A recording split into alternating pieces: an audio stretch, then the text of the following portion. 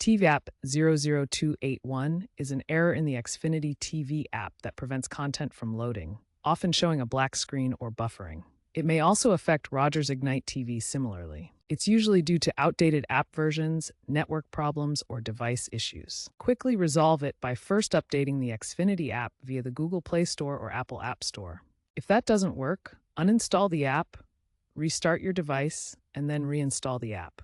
This clears any corrupted data that may be causing the error. If updating and reinstalling the app don't resolve the TVAPP 00281 error, try resetting your DNS settings.